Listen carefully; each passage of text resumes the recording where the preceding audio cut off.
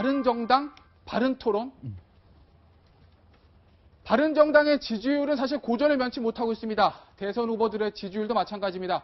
하지만 바른정당의 토론, 이거는 굉장히 좋은 평가를 받고 있는데 바른정당의 대선 후보 토론 모습 잠시만 보시겠습니다.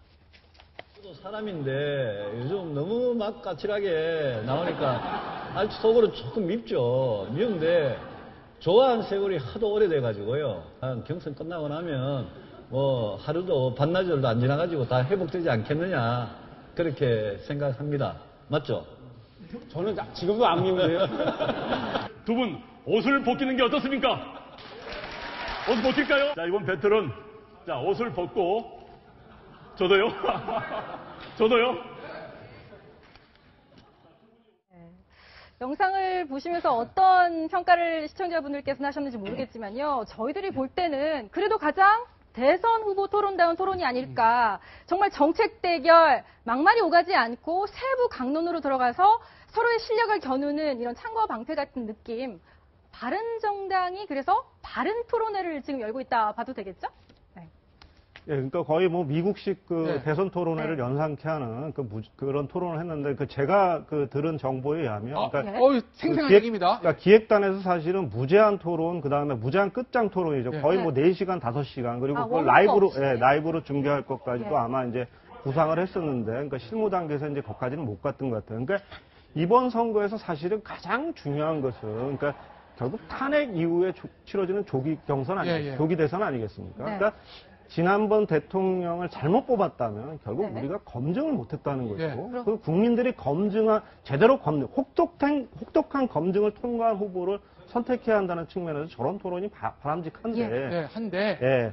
그러니까 바른정당이 사실은 초기 행보를 잘못한 거예요. 그러니까 저런 방식은 매우 좋고 내용도 좋지만, 네. 처음에 가짜 보수와의 결별이 네. 진짜 보수임을 증명할 수는 없는 거잖아요. 가짜 보수와 결별했으면 진짜가 이런 거라는 걸 내놨어야 되는데 그런 자기 가치와 정체성을 분명하지 못한 데다가 결국은 반기문이라고 하는 어떤 기대주 여기에 기대는 바람에 국민적 주목을 받는데 실패한 거 아닌가 이렇게 평가됩니다. 2% 모자랐다 이런 평가를 주셨는데요. 반면에 또 자유한국당 토론에 대해서도 여러 가지 이야기가 있는데 여기는 또 한편으로는 그렇게 썩 좋은 평가는 받고 있지 못한 것 같습니다. 적어도 토론의 수준이나 그 질적인 면에서는요. 홍준표 지금 대세론을 몰고 있는 홍준표 지사 같은 경우에는 토론할 때마다 이 세 분이 모두 나만 미워하는 것 같다. 그런데 말이지 선거는 결과다. 과정이 아름다워도 결과가 나쁘면 전부 나쁜 것이다. 내가 집고 나면 좌파 우파 할 것 없이 대한민국을 세탁기에 넣어서 돌려서 새롭게 깨끗이 빨아 시작할 것이다. 이런 얘기를 했거든요. 쏙쏙 귀에 들어오긴 하는데 이게 대통령다운 얘기냐 뭐 이런 얘기에 대해서는 조금 평가가 엇갈리는 것 같아요.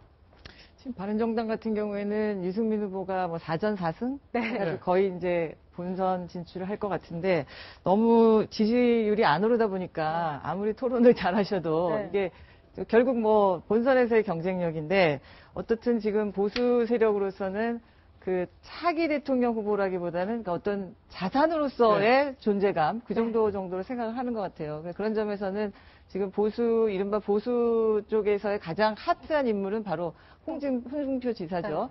뭐 말씀도 사실은 여러 가지 뭐 사이다 화법, 보수의 사이다다 뭐 이런 얘기까지 나올 정도로 좀 시원시원한데 지금 가장 큰 문제는 그 홍준표 지사가 과연 대한민국의 미래 비전이나 정책을 보여주고 있느냐. 이 부분이 지금 많은 보수층들의 좀 약간 바람이랄까 또 좀 해줬으면 좋겠다라는 어떤 그런 부분인데 이 토론에서도 보면은 뭐 여러 가지 이제 강론 부분에서는 굉장히 뭐 공격적으로 말씀을 잘 하시는 것 같은데 어쨌든 간에 뭐 YS 또 MB 정부 때 어떤 부정치인 이미지가 좀 있고요. 어떤 미래지향적 정치인이라기보다는 또 그런 뭐 좀 비전을 보여주는 데 좀 실패하고 있다 이런 얘기를 많이 듣고 있거든요. 여러 가지 대한민국 개혁 과제 중에서도 유독 이제 검찰 개혁을 강조를 하시는데 물론 이제 검사 출신이니까 신뢰감은 가지만 사실 지금 우리 대한민국 국민들이 가장 어려워하는 건 경제입니다. 그렇죠. 그리고 이런 경쟁이 치열해지는 4차 산업혁명 시대 정말 어떻게 대한민국이 살아남을 것이냐. 네. 그리고 지금 북한이 저렇게 준동을 하는데 이런 부분에 네. 안보는 어떻게 할 거냐. 이런 굵직굵직한 개혁 문제에 대해서 홍 지사가 무슨 생각을 갖고 있는지 참 궁금한데 예, 예. 이 부분에 대해서는 아직까지는 뭐 본선이 아니다 보니까 그럴 수도 있겠지만 그런 부분에 대한 청사진이 별로 예. 안 보이고 또 제가 이제 홍 지사가 10년 전인가에 내놓은 자서전을 보면 네. 굉장히 진솔하게 당신의 사람 삶을 그렇게 서술은 하셨는데 예. 거기서도 역시 미래 비전이 좀 두리뭉실해요. 미래 비전이요? 예, 그래서 어떤 경선 이후에 이제 만약 본선 진출이 지금 제일 1위 후보이긴 한데 예. 앞으로 정말 그 홍 지사 주변에 진짜 예. 대한민국의 정책 비전이나 또 가장 국민들이 원하는 부분들을 재현해 줄 수 있는 예. 그룹들을 얼마나 모을 수 있을까 예. 그 부분이 좀 관건이 되지 않을까 이런 생각이 좀 예. 듭니다. 근데 자유한국당의 경우는 이제 구조적으로 좀 어려운 방향으로 가고 있다. 이렇게 어려운 방향. 네, 어려운 방향으로 가고 있다. 이렇게 진단을 할 수밖에 없는데, 그러니까 자유한국당이 대선에서 해볼만 하려면 어떻게 해볼만 해야 되냐면 하려면.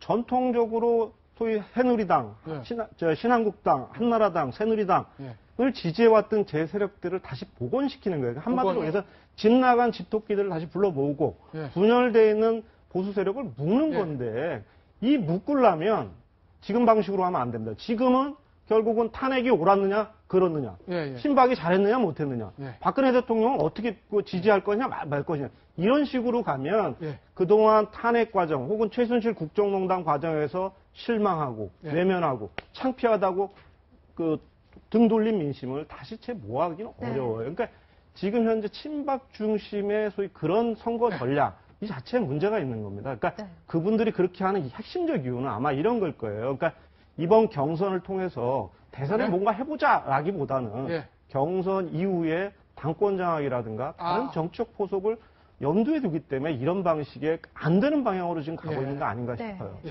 네, 보수진영은 또다시 그 탄핵 이전인 친박이냐 비박이냐의 네. 개파 대결로 가서는 답이 없고 답이 없고. 보수 혁신에 대한 과제, 그 네. 탄핵에 대한 책임에 대해서 희생과 헌신에 대한 내용이 무엇인가에 대해서 국민에게 진솔하게 다가서는 것부터 출발해야 하지 않을까. 그래야 국민들이 눈길을 줄 것 같다는 생각이 듭니다.